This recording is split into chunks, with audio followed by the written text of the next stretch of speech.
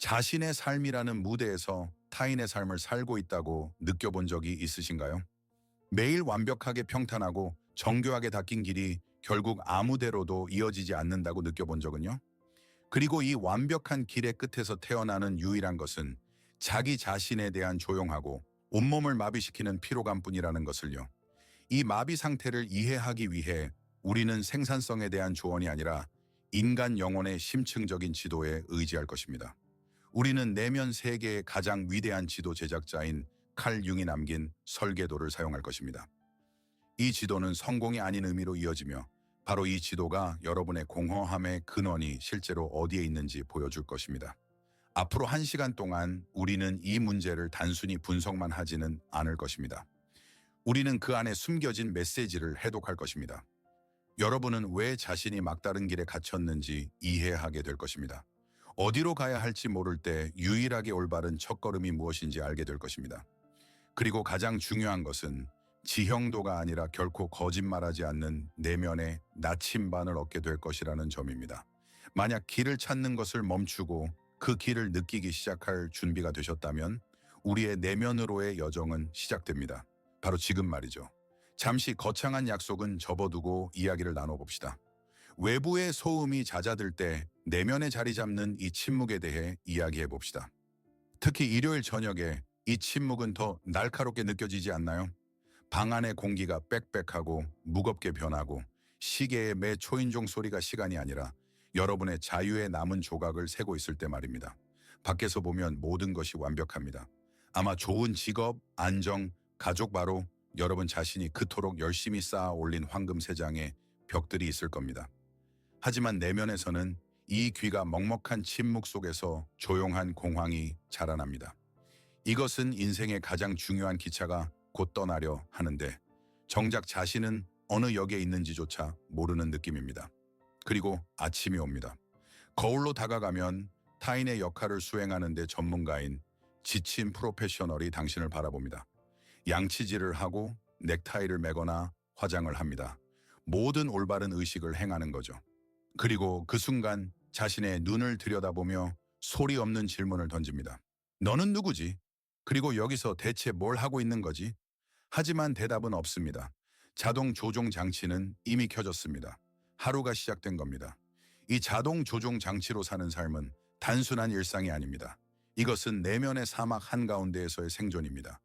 이루지 못한 희망과 잊힌 열정의 먼지를 바람이 모래 위로 흩날리는 그런 사막 말입니다. 이것은 더 이상 날카로운 고통도 찬란한 기쁨도 느끼지 못하는 상태입니다.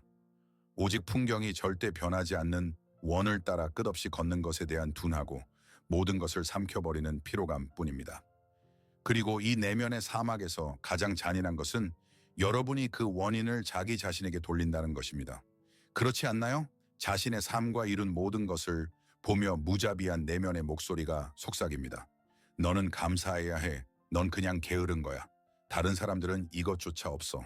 여러분은 자신을 나약함, 유치함, 그리고 그냥 마음을 다잡고 가진 것에 기뻐할 수 없는 무능력함으로 비난합니다. 이 수치심은 여러분이 짊어진 가장 무거운 돌입니다.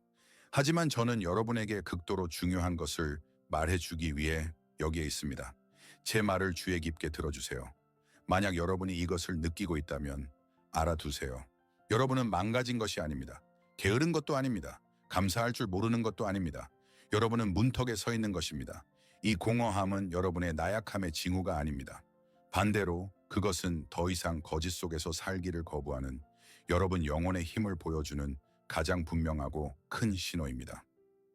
그것은 여러분의 가장 진실하고 가장 살아있는 부분이 여러분의 정신을 메마르게 하는 존재 방식에 대항하는 신성한 저항입니다. 그것은 아무리 안전하고 사회적으로 인정받는 공연이라 할지라도 참여하기를 거부하는 여러분 내면 존재의 절규입니다. 여러분의 영혼은 여러분을 위해 싸우고 있으며 이 피로는 그 위대한 전투의 메아리입니다. 그리고 우리가 이 감정에서 문제라는 꼬리표를 떼어내고 그것을 비난하기를 멈추는 순간 우리는 완전히 다른, 훨씬 더 깊고 불안한 질문을 던질 수 있습니다. 만약 이 막다른 길이 인생 지도의 실수가 아니라 여정의 목적 그 자체라면 어떨까요? 만약 다음 걸음을 내디딜 수 없는 이 상태가 여러분의 나약함의 결과가 아니라 여러분이 알지 못하는 힘의 발현이라면요? 만약 이 마비, 이 무기력, 이 우울이 여러분의 문제가 아니라 여러분의 구원이라면 어떨까요? 이것에 대해 생각해 보세요. 만약 여러분 안에 가장 지혜롭고 가장 오래된 부분이 여러분을 억지로 그 자리에 붙잡고 있는 것이라면 어떨까요? 왜냐하면 그 부분은 이 완벽하고 평탄한 길을 한 걸음만 더 내디디면 여러분이 돌이킬 수 없이 자신을 잃게 될 것을 알기 때문입니다. 이것은 여러분의 영혼이 마지막 순간에 잡아당긴 비상 브레이크입니다. 공허하게 살아온 삶이라는 가장 큰 재앙으로부터 여러분을 구하기 위해서 말이죠. 여러분 안에 이 지혜로운 힘은 여러분이 그토록 편안하게 타고 있는 기차가 벼랑을 향해 돌진하고 있다는 것을 봅니다. 그래서 그 힘은 여러분이 목적지에 도착하지 못하도록 차라리 방해 공작을 벌이고 시스템을 완전히 중단시키는 쪽을 택한 것입니다. 여러분의 상태는 교도관이 아닙니다. 보디가드입니다. 그는 진정성을 편안함과 맞바꾸려는 여러분의 일부로부터 여러분을 보호하기 위해 길을 막아선 것입니다. 그리고 그는 여러분이 다른 길, 진짜 길을 찾기 시작할 때까지 움직이게 두지 않을 것입니다.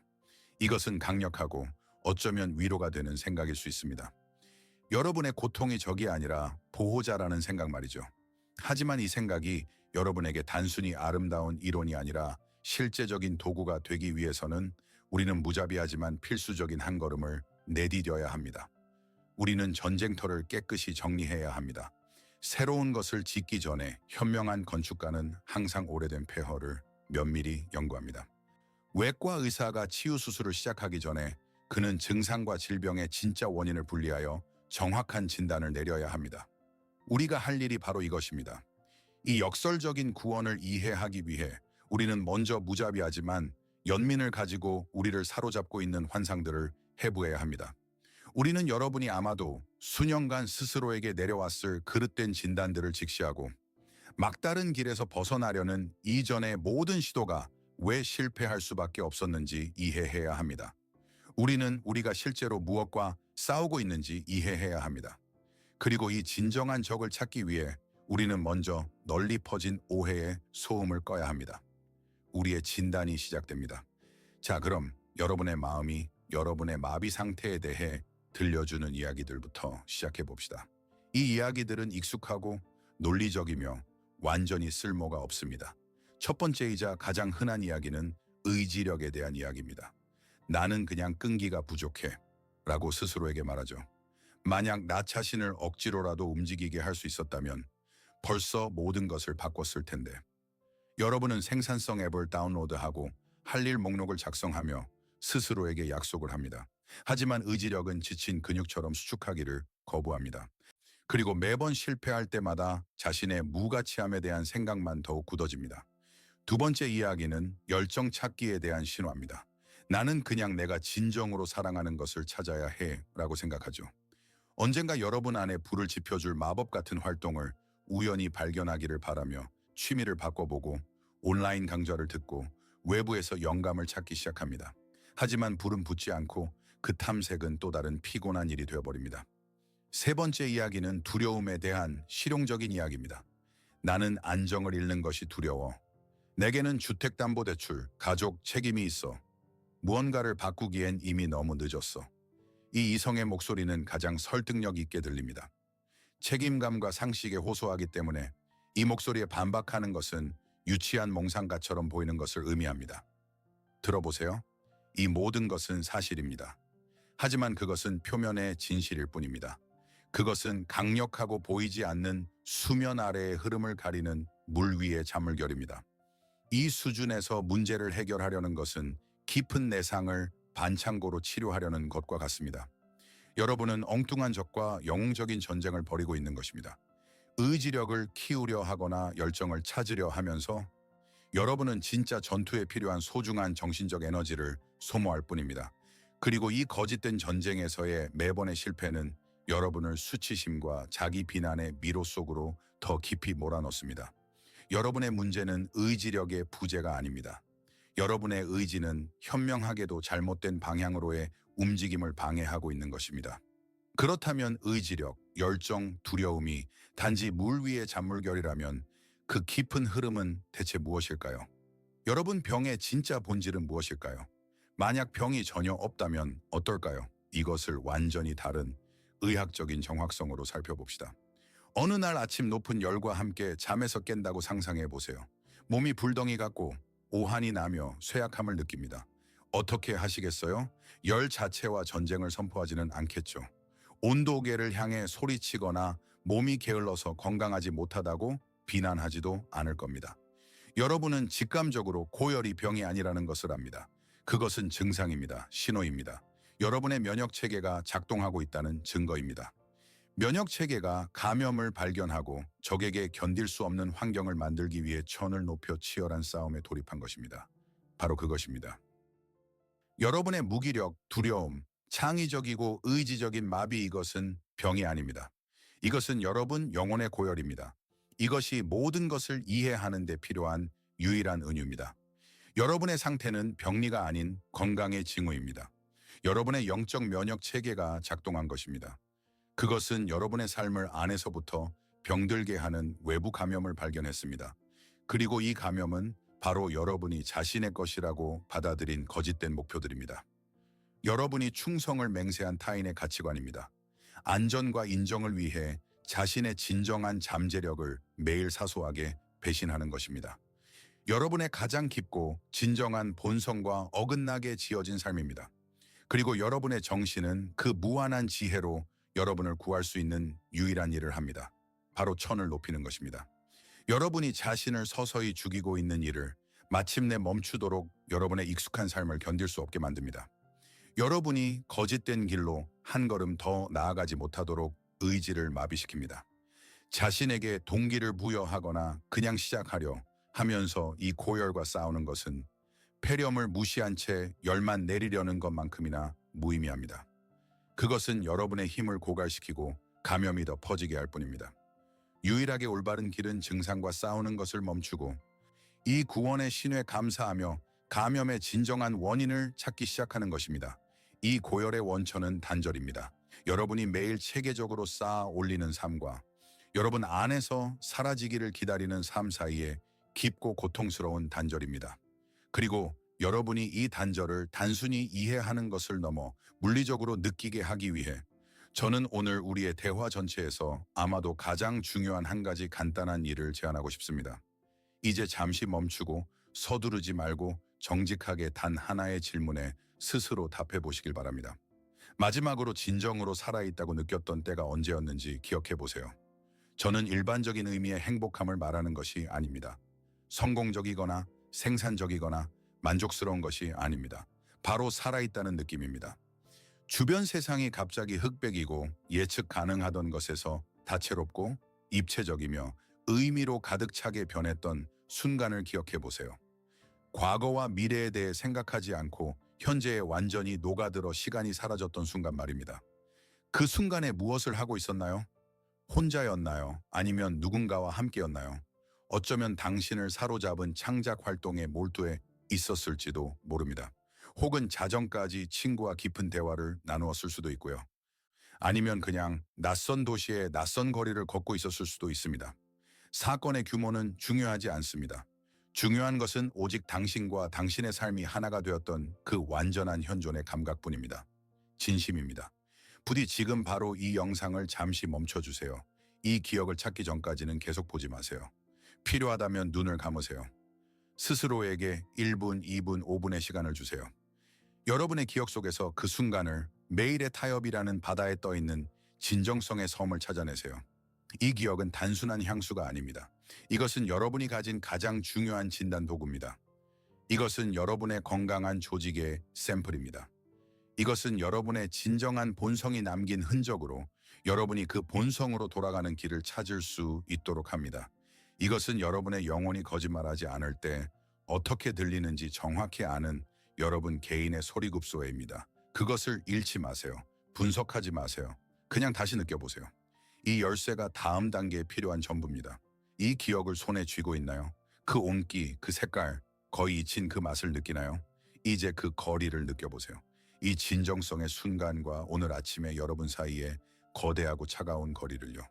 그 순간에 여러분과 매일 연기하는 역할 사이의 거리를요. 이 시면, 이 단절. 이것은 이름 없는 것이 아닙니다. 여러분의 문제는 독특한 것이 아니라 보편적인 것입니다. 이것은 수십억 명의 사람들이 그들 마음의 침묵 속에서 연기하는 인간 영혼의 중심 드라마입니다. 그리고 이 위험하지만 신성한 영역의 지도를 만드는데 평생을 바친 사람이 있었습니다. 그의 이름은 칼 구스타프 융입니다. 그는 단순히 심리학자가 아니었습니다. 그는 이 내면의 땅을 탐험한 가장 위대한 탐험가였습니다.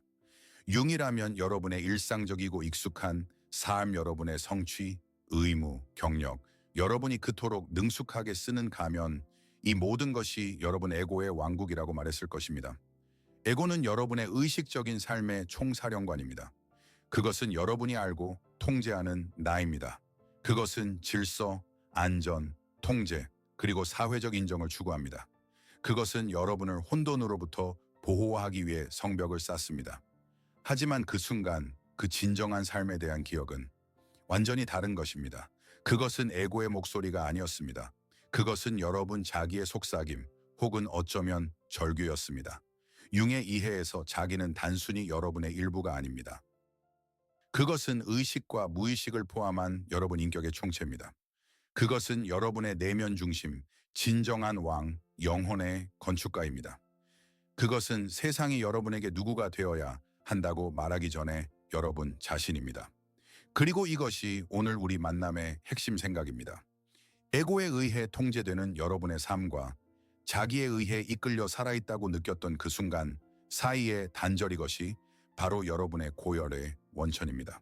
칼 융은 이것을 에고와 자기 사이의 심연이라고 불렀을 것입니다. 그리고 바로 이 심연, 이 의미의 진공 상태에서 여러분의 마비가 태어납니다. 그것은 이 깊은 내적 분열의 증상입니다. 그것은 더 이상 이렇게는 안 돼라고 말하는 이 심연의 목소리입니다. 그리고 무엇을 해야 할지 이해하기 위해 우리는 이 심연으로 내려가 그 법칙을 연구해야 합니다. 우리의 길은 융 이론의 바로 그 심장부로 향합니다. 에고와 자기 사이의 이 역학을 진정으로 이해하기 위해 추상적인 심리학의 세계에서 벗어나 살아있는 신화의 세계로 들어가 봅시다. 여러분의 영혼을 고대의 왕국이라고 상상해 보세요.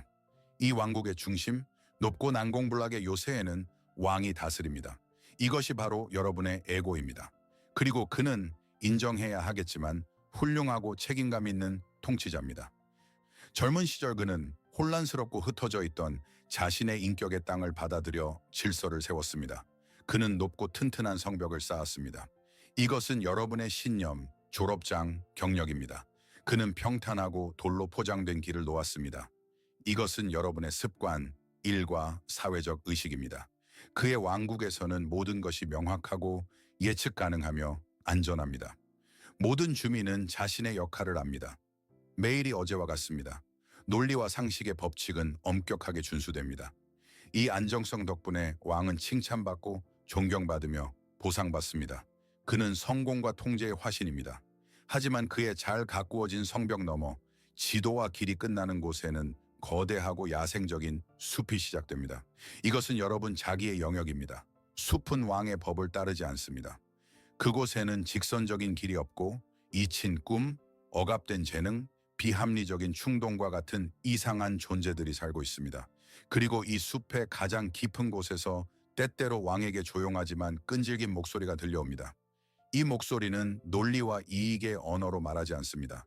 왕국의 5개년 발전 계획을 제안하지도 않습니다. 그것은 이상한 것에 대해 속삭입니다. 왕이 한 번도 본 적 없는 바다에 대해, 듣는 것을 스스로 금지한 음악에 대해, 아무데로도 이어지지 않지만 자신을 만날 수 있는 길에 대해 말입니다. 목소리는 왕을 새로운 성취가 아니라 신성한 모험으로 부릅니다. 음식의 맛을, 세상의 색을 되찾아줄 생명수는 성의 보물창고가 아니라 이 어둡고 무서운 숲의 심장부에 있다고 말합니다. 그리고 여기서 위대한 드라마가 시작됩니다. 왕은 이 부름을 듣습니다. 마음속 깊은 곳에서는 목소리가 진실을 말하고 있다는 것을 압니다. 자신의 완벽한 성 안의 공기가 탁해지고 음식이 맛없어지고 의식들이 무의미해졌다는 것을 느낍니다. 하지만 그는 두려워합니다. 그는 알려진 세계의 통치자이고 숲은 혼돈의 왕국입니다. 그가 불분명한 속삭임을 위해 왕좌를 버린다면 신하들은 뭐라고 말할까요? 만약 길을 잃고 죽게 된다면요? 만약 숲에서 그를 기다리는 것이 보물이 아니라 괴물이라면요. 그리고 여러분의 마비 무기력은 바로 자신의 성의 정문 앞에서 얼어붙은 왕입니다. 그는 더 이상 자신의 요새 예측 가능한 일상에서 위안을 찾을 수 없습니다. 그곳은 그에게 금박을 입힌 감옥이 되었습니다. 하지만 그는 야생적이고 미지의 숲으로 단 한 걸음이라도 내딛는 것을 죽도록 두려워합니다. 그는 더 이상 기쁨을 주지 않는 안전과 공포를 주는 모험 사이에 갇혀 있습니다. 그리고 비극은 왕이 잊었다는 것입니다. 숲은 적대적인 영토가 아니라는 것을, 그것은 단지 자신의 왕국의 또 다른 야생적이고 잊힌 부분일 뿐이라는 것을. 이 신화는 모든 사람의 영혼 속에서 각기 다른 삶의 독특한 무대 위에서 펼쳐집니다. 그 무수한 버전 중 하나를 들려드리겠습니다. 우리가 데이비드라고 부를 한 남자의 이야기입니다. 데이비드는 황금 세장의 건축가였고 가장 완벽한 세장은 바로 그 자신의 삶이었습니다. 45살에 그는 명망 있는 법률 회사의 시니어 파트너였습니다. 32층에 있는 그의 코너 사무실은 도시의 콘크리트 협곡을 내려다보고 있었고, 데이비드는 이 풍경에서 단순히 경치가 아니라 자신의 왕국을 보았습니다. 그의 세계의 모든 것은 지위와 통제의 상징이었습니다. 광택 나는 마호가니 책상, 손목 위 고가 시계의 조용한 딸깍 소리, 완벽하게 맞는 정장. 그의 성은 완성되었습니다. 미인 아내, 사립학교에 다니는 2명의 영재 아이들, 건축 잡지에 실렸던 교회의 집. 그는 완벽하게 예측 가능한 왕국에 사는 완벽한 왕이었습니다. 그는 모든 것을 올바르게 해냈습니다. 하지만 숲은 그의 이성적인 마음이 이해하지 못하는 언어로, 속삭임으로 그에게 말을 걸기 시작했습니다. 바로 꿈의 언어로 말이죠. 매일 밤 조용하고 완벽한 침실에서 잠들 때마다 그는 똑같은 것을 보았습니다. 끝없이 펼쳐진 짜고 살아있는 바다. 그는 낡은 범선의 갑판 위에 서서 얼굴에 와닿는 바람을 느끼며 어디로 가야 할지는 몰랐지만 항해해야 한다는 것을 알았습니다. 낮에는 몇 시간씩 이어지는 회의 중에 그는 법률 문서 여백에 무의식적으로 스쿠너와 브리건틴의 복잡한 실루엣을 그리고 있는 자신을 발견했습니다. 그는 이것을 피로 탓으로 돌렸습니다. 그냥 스트레스야 라고 스스로에게 말했습니다. 휴가를 가야겠어, 언젠가는. 숲에서 들려오는 목소리는 점점 더 커져 가장 성공적인 날 한가운데서 둔하고 설명할 수 없는 우울로 변했습니다. 그리고 왕 데이비드는 위협을 느낀 모든 현명한 왕들이 하듯이 행동했습니다. 그는 성벽을 강화하기 시작했습니다. 그는 회사 역사상 가장 복잡한 인수합병에 몰두하며 일에 파묻혔습니다. 그는 새로운 자동차를 샀습니다. 힘과 독일 공학의 상징인 반짝이는 검은색 세단. 그는 새 가죽 냄새와 강력한 엔진의 조용한 울림이 이 비합리적인 속삭임을 잠재워주기를 바랐습니다. 하지만 그 냄새조차도 그의 영혼에 스며든 꿈속에서 나던 희미한 소금과 해초 냄새를 이길 수는 없었습니다. 절정은 화요일 오전 8시 45분에 찾아왔습니다. 데이비드는 사무실로 가는 길에 교통체증에 갇혀 있었습니다. 주위는 붉은 브레이크 등의 바다였고 공회전하는 수천 개의 엔진 소음이 가득했습니다. 차 안의 에어컨은 차갑고 생명 없는 공기를 내뿜고 있었습니다. 그리고 갑자기 그의 심장이 덫에 걸린 새처럼 갈비뼈 안에서 세차게 뛰기 시작했습니다. 숨이 막혔습니다. 앞 유리창 너머의 세상이 흐려졌습니다. 그 순간 그의 새롭고 흠없는 자동차의 벽은 더 이상 자동차의 벽이 아니었습니다. 그것은 그의 사무실 벽이 되었고 그의 집 벽이 되었고 그의 삶 전체의 벽이 되었습니다. 그는 항구를 결코 떠나지 않은 가장 호화로운 배의 선장이었습니다. 그리고 그의 꿈속에서 불어오던 머나먼 바다의 짠 바람은 그에게 독이 되었습니다. 공황 발작은 몇 분 후에 지나갔습니다. 하지만 완벽한 왕 데이비드는 생전 처음으로 자신의 성창문에 있는 쇠창살을 보았습니다. 그리고 그 시선이 모든 것을 바꿨습니다. 그리고 그 순간 그의 값비싼 자동차의 침묵 속에서 데이비드는 더 이상 이야기 속 인물이 아니었습니다. 그 순간 그는 여러분의 거울이 되었습니다. 그의 이야기는 단순한 이야기가 아닙니다. 그것은 지금 여러분의 영혼 속에서 일어나고 있는 일을 아주 작은 디테일까지 연기한 은유입니다. 아주 솔직해져 봅시다. 꿈속에서 그를 괴롭히고 그의 생각 속으로 침범했던 데이비드의 바다와 배들, 이것이 바로 우리가 첫 부분에서 그토록 힘들게 찾았던 여러분의 진정한 삶에 대한 기억입니다. 이것은 여러분 개인의 온전함의 이미지이며 자유와 의미의 상징입니다. 아마도 여러분에게는 그것이 바다가 아니라 나무 작업을 꿈꾸는 조용한 작업실일 수 있습니다. 혹은 여러분의 소설을 기다리는 텅 빈 페이지일 수도 있습니다. 아니면 아직 가보지 못한 여정의 경로들로 가득한 세계 지도일 수도 있습니다. 형태는 중요하지 않습니다. 본질이 중요합니다. 그것은 여러분 자기의, 여러분의 야생적이고 진정한 숲의 부름입니다. 그리고 데이비드의 명망 있는 직업, 그의 완벽한 집, 그의 지위, 그의 흠없는 정장은 여러분 성의 벽입니다. 이것이 여러분의 황금세장입니다. 그렇다면 여러분의 성은 어떻게 생겼나요? 그 벽은 무엇으로 만들어졌나요? 안전을 주지만 삶을 빨아들이는 안정적인 직업인가요? 여러분을 싫어하는 직장에 묶어두는 주택담보대출인가요? 여러분 부모님의 의견, 그들의 기대를 저버릴까봐 두려워하는 마음인가요? 아니면 어쩌면 비난, 미지, 실패에 대한 여러분 자신의 두려움인가요? 이것이 바로 매일 여러분 내면의 왕에게 어리석은 짓을 하지 말고 익숙하고 안전한 성벽 안에 머물라고 조언하는 바로 그 상식입니다. 그리고 가장 중요한 이 시간의 가장 정직한 질문은 이것입니다. 여러분의 숲은 무엇에 대해 속삭이나요? 어떤 잊힌 꿈, 어떤 억압된 욕망, 어떤 실현되지 않은 여러분 인격의 일부가 끊임없이 여러분 의식의 문을 두드리나요? 진정으로 살아있다고 느낄 때 여러분은 무엇을 하나요? 그것의 이름을 말해보세요. 저를 위해서가 아니라 여러분 자신을 위해서, 바로 지금, 적어도 속삭임으로라도요. 여러분의 바다의 존재를 인정하세요. 여러분의 무기력, 마비 설명할 수 없는 피로는 시간에 걸쳐 길게 늘어진 데이비드의 공황 발작과 다름없습니다. 이것은 여러분 내면의 왕이 매일 문을 잠가두기 위해 쏟아붓는 엄청난 정신적 에너지입니다. 목소리를 무시하기 위해서, 성벽을 강화하고 숲이 존재하지 않는 척하기 위해서 이 내적 전쟁이 여러분을 고갈시키고 있습니다. 여러분의 고열은 이 전투의 열기입니다. 여러분은 망가진 것이 아닙니다. 여러분은 분열된 것입니다. 그리고 여러분의 영혼은 더 이상 이 내적 배신을 견딜 수 없습니다. 성의 안전과 숲의 자유 사이에는 항상 경계가 있습니다. 전환점이죠. 그리고 이 전환점, 바로 그 문 앞에는 항상 파수꾼이 앉아 있습니다. 이것은 모든 신화와 모든 인간 영혼에 변치 않는 법칙입니다. 이 파수꾼은 여러분의 두려움입니다. 자, 여러분의 내면의 왕은 문 앞에 서 있습니다. 그는 이미 자신의 성이 감옥이라는 것을 압니다. 숲의 목소리가 그를 부르며 행복은 아니지만 삶을 약속합니다. 그는 어디로 가야 할지 압니다. 그렇다면 무엇이 그를 멈추게 할까요?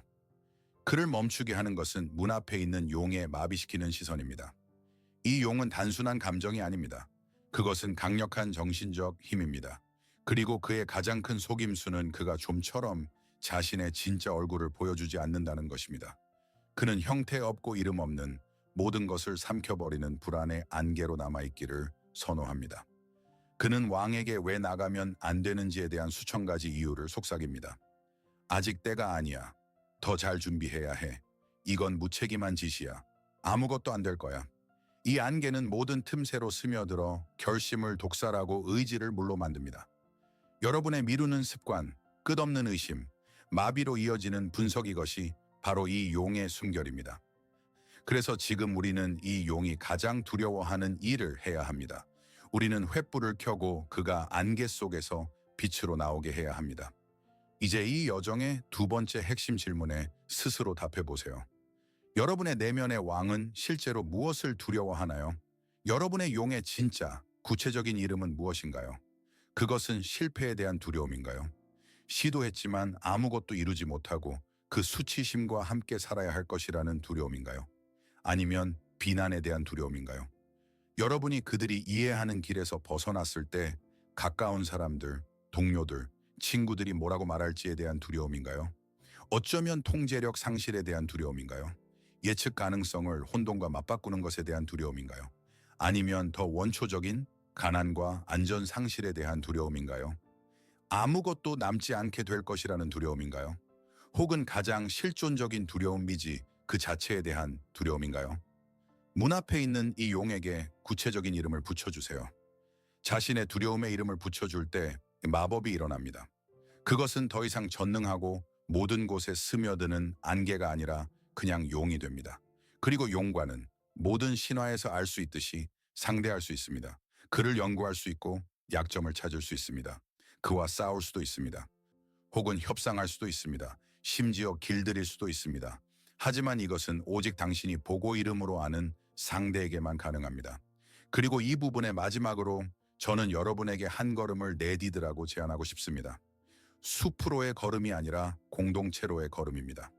만약 용기와 내면의 허락을 느낀다면 여러분의 용의 이름을 이 영상 아래 댓글에 공유해 주세요.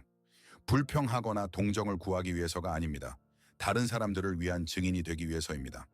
댓글을 훑어보면 수백 수천 명의 다른 왕들이 자신의 문 앞에 서 있는 것을 보게 될 것입니다. 그리고 그들의 용의 이름들을 보게 될 것입니다. 비난, 고독, 실패, 무가치함. 그리고 그 순간 여러분은 자신의 전투가 개인적인 병리가 아니라는 것을 깨닫게 될 것입니다.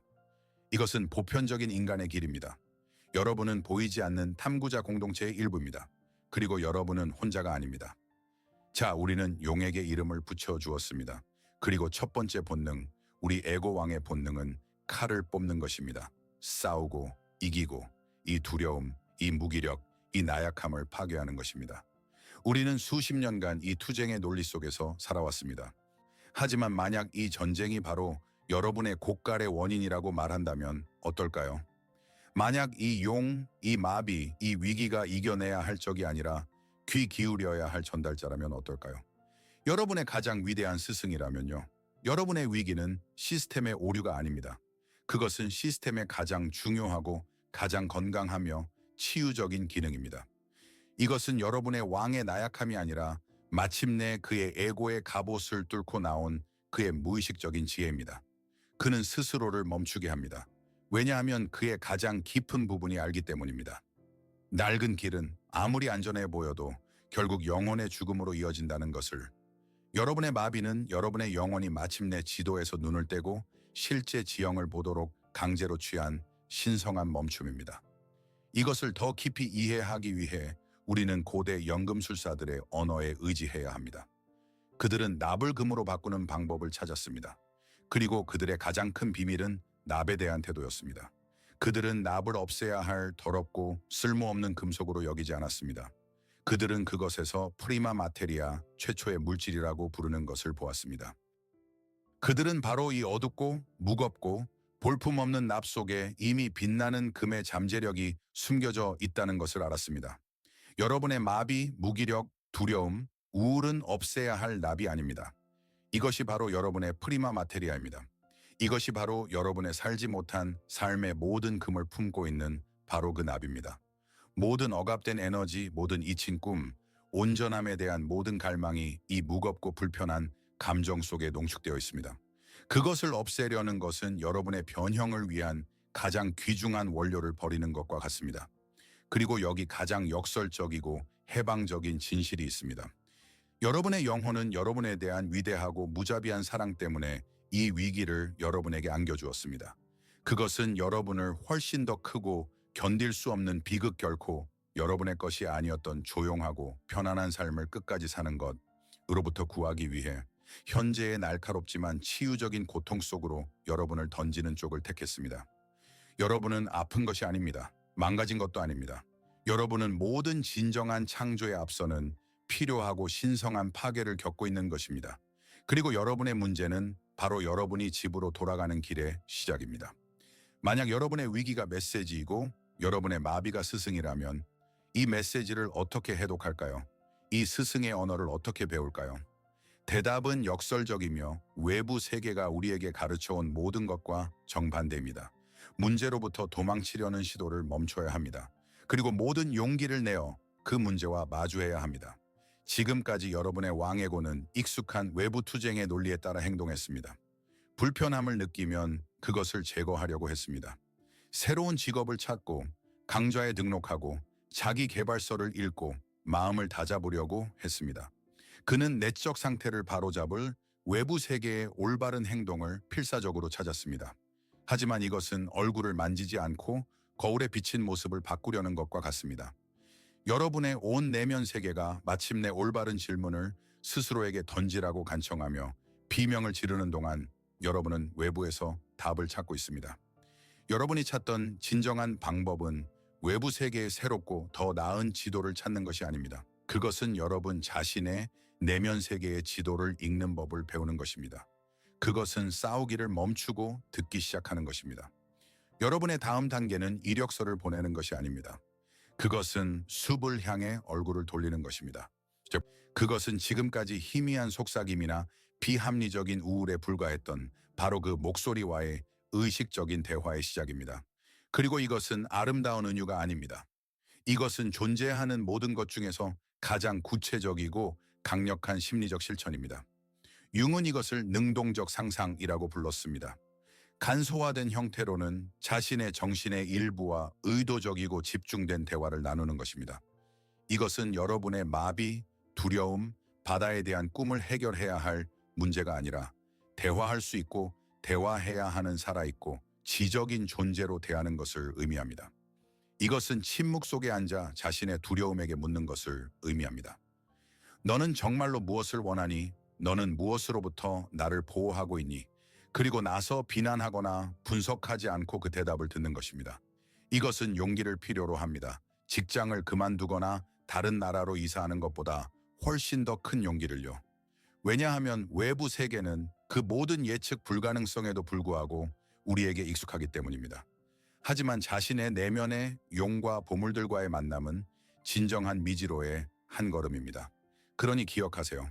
첫 걸음은 외부 세계로의 걸음이 아닙니다. 그것은 모든 걸음 중에서 가장 용감하고 가장 중요한 걸음입니다.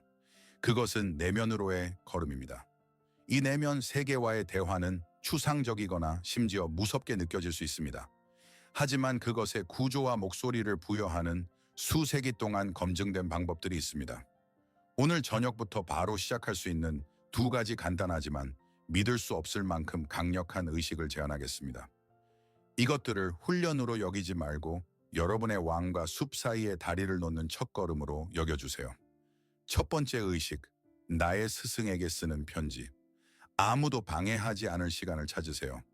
팽화 깨끗한 종이를 준비하세요. 컴퓨터 화면이 아니라 바로 종이어야 합니다.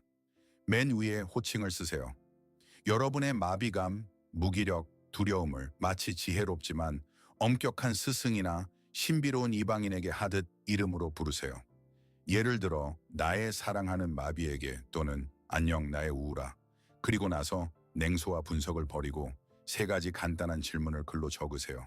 그리고 머리에 떠오르는 첫 번째 대답을 편집하지 않고 그대로 적어보세요.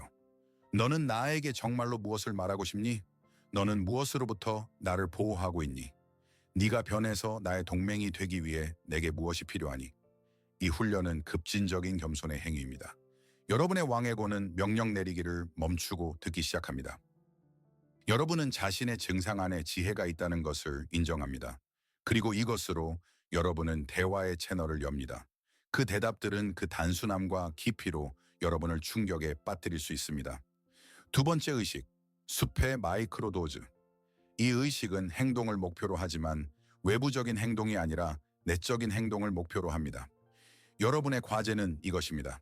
매일 피로와 저항, 그리고 이건 무의미해라고 말하는 내면의 목소리에도 불구하고 여러분의 성이 아닌 숲에 속하는 아주 작고 거의 눈에 띄지 않는 행동을 하나 하는 것입니다. 만약 여러분의 숲이 데이비드처럼 바다라면 여러분의 마이크로 도즈는 범선에 대한 다큐멘터리를 5분간 보는 것입니다. 만약 여러분의 숲이 창작이라면 그것은 노트에 의미 없는 무늬를 10분간 그리는 것입니다. 만약 그것이 지식이라면 철학이나 양자물리학 책을 3페이지 읽는 것입니다. 여기서 중요한 것은 생산성이 아닙니다. 무언가를 배우거나 무언가를 창조하는 것이 중요하지 않습니다. 중요한 것은 바로 그 의식적인 행위 자체입니다. 이러한 각각의 미세한 행동은 상징적인 재물입니다. 그것은 마른 정원에 신선한 물 한 잔을 가져다 주는 것과 같습니다. 이것으로 여러분은 자신의 자기, 내면의 숲에게 말하는 것입니다. 나는 너를 본다. 나는 너를 기억한다. 나는 너에게 양분을 준다. 성의 폭정에 대한 이 작은 불복종 행위들은 숨 막혀 하는 여러분 영혼의 일부에게 신선한 공기를 한 모금 마시는 것과 같습니다. 그것들이 하루아침에 여러분의 삶을 바꾸지는 않을 것입니다. 하지만 그것들은 느리지만 확실하게 여러분을 바꾸기 시작할 것입니다. 그것들은 여러분에게 삶의 맛을 되찾아주기 시작할 것입니다. 이 내적 작업을 시작하면서 여러분은 혼란스러움을 느낄 수 있습니다. 다성개년 계획과 명확한 지도에 익숙한 여러분의 왕에고는 공황 상태에 빠질 것입니다. 하지만 나는 어디로 가야 할지 몰라. 전체 길이 보이지 않아. 만약 내가 실수하면 어떡하지? 최종 목적지를 모른다는 이 두려움은 마비시킬 수 있습니다. 그리고 그것은 정상입니다. 하지만 모든 진정한 여행가, 모든 내면 세계의 탐험가들이 아는 한 가지 비밀이 있습니다. 여러분은 전체 길을 알 필요가 없습니다. 이것이 에고의 가장 큰 착각입니다. 그것은 길이 이미 외부에 존재하는 것이고 자신의 과제는 단지 올바른 지도를 찾는 것이라고 생각합니다. 하지만 그것은 거짓입니다. 영혼의 여정에는 미리 깔린 길이 없습니다. 오직 방향만이 있을 뿐입니다. 여러분 자신을 더 살아있게 느끼게 하는 것으로의 방향. 여러분에게는 전체 지평선을 비추는 탐조등이 필요하지 않습니다. 여러분에게 필요한 것은 앞에 23m를 비추는 작은 손전등뿐입니다. 여러분의 과제는 전체 길을 아는 것이 아닙니다. 여러분의 과제는 이 내면의 손전등 불빛 속에서 보이는 다음 걸음을 내디딜 용기를 찾는 것입니다. 길은 여러분이 그 위에 발을 내딛기 전까지는 존재하지 않습니다. 길은 걷는 자의 발밑에서 생겨납니다. 자신의 내면의 목소리에 대한 신뢰로 내디딘 모든 걸음이 여러분 앞에 길을 만듭니다. 여러분의 숲에게 말한 모든 예와 여러분 성의 폭정에 말한 모든 부드러운 아니오가 이전에는 지나갈 수 없었던 덤불 속에 길을 냅니다. 이해하세요. 여러분이 겪고 있는 것은 실패의 위기가 아닙니다. 이것은 성장의 위기입니다. 그것은 뱀이 너무 작아진 낡은 허물을 고통스럽게 벗는 것과 같습니다. 아프고 취약하며 두렵습니다. 하지만 이것이 성장하는 유일한 방법입니다. 여러분은 부서지고 있는 것이 아닙니다. 여러분은 확장되고 있습니다. 여러분은 두려움과 필요에 의해 되어버린 그 인격을 벗어 던지고 여러분이 항상 되어야 했던 그 인격이 태어나도록 하고 있습니다. 여러분에게 필요한 모든 힘, 모든 지혜, 모든 지도는 이미 여러분 안에 있습니다.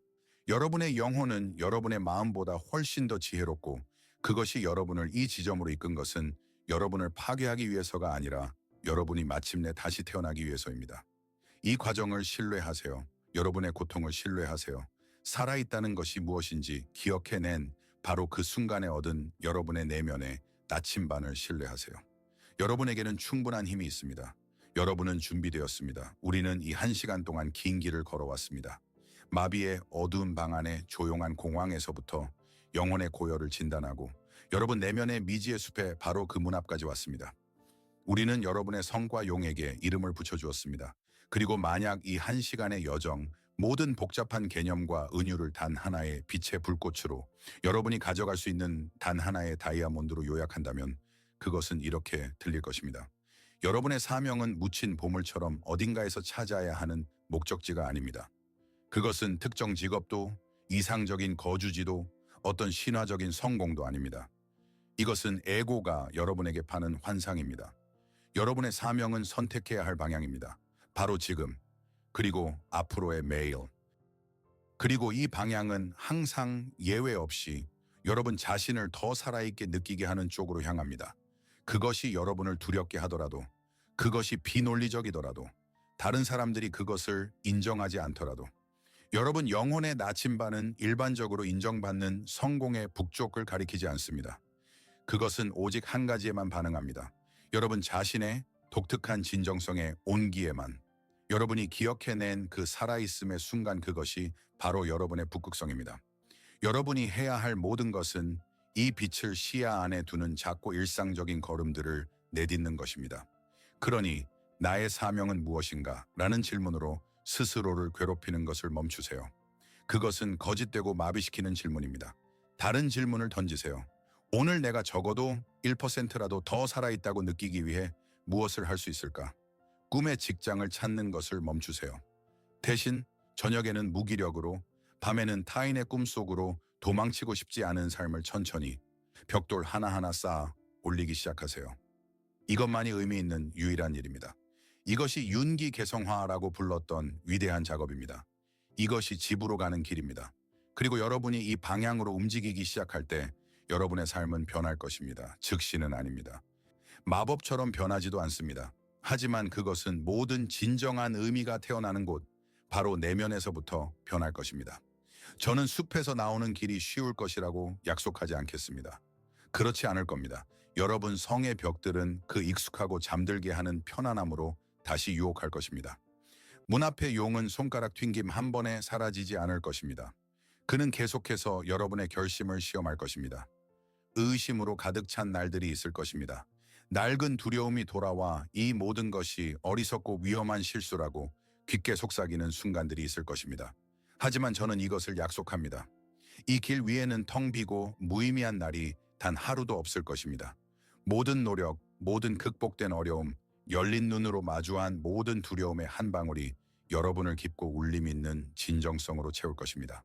여러분은 안정이라는 마취제를 삶의 모든 감각 그 모든 고통, 기쁨, 아름다움, 혼돈과 함께 충만함과 맞바꾸게 될 것입니다. 그리고 가장 중요한 것은 이 길 위에서 여러분 내면 숲의 가장 깊은 곳에서 여러분은 처음으로 진정으로 자신과 마주하게 될 것이라는 점입니다. 여러분이 오랫동안 성공적으로 연기해온 그 역할이 아닙니다. 다른 사람들이 여러분이 되기를 원했던 그 사람이 아닙니다. 이 모든 시간 동안 여러분을 기다려온 그 강력하고 지혜롭고 야생적인 존재와 마주하게 될 것입니다. 그리고 이것이 진정으로 의미 있는 유일한 만남입니다. 이것은 추방된 왕이 자신의 왕국으로 돌아오는 것입니다. 그리고 이 힘든 길에 대한 보상은 영원한 행복이 아니라 훨씬 더 가치 있는 것, 온전하고 의미 있는 삶, 바로 여러분의 삶이 될 것입니다. 우리가 마치기 전에 저는 여러분에게 아주 개인적인 진심 어린 말을 하고 싶습니다. 감사합니다. 이 길고 어쩌면 쉽지 않았을 길을 우리와 함께 걸어주셔서 감사합니다. 단순히 귀중한 시간을 내주셔서가 아니라 그보다 훨씬 더 큰 것에 대해 감사합니다. 여러분의 개방성, 신뢰, 그리고 대부분의 사람들이 평생 도망치는 내면의 장소들을 들여다볼 용기에 대해 감사합니다. 이런 여정은 용기를 필요로 하며 여러분은 그것을 보여주었습니다. 그리고 저는 여러분이 한 가지 매우 중요한 감정을 가지고 가셨으면 합니다. 여러분이 제 목소리를 듣고 있는 바로 이 순간 알아두세요. 여러분은 혼자가 아닙니다. 바로 지금 전 세계 수천 개의 방에서 화면의 불빛 아래 밤의 고요함 속에서 수천 명의 똑같은 왕과 여왕들이 자신의 내면의 숲의 문 앞에 서 있습니다. 그들은 같은 우울을 느끼고 같은 부름을 들으며 같은 질문을 스스로에게 던지고 있습니다. 여러분은 보이지 않는 공동체의 일부입니다. 보이지 않지만 절대적으로 싫지 않은 삶이란 단순히 안전과 생존 이상의 것이라고 느낀 탐구자들의 부족의 일부입니다.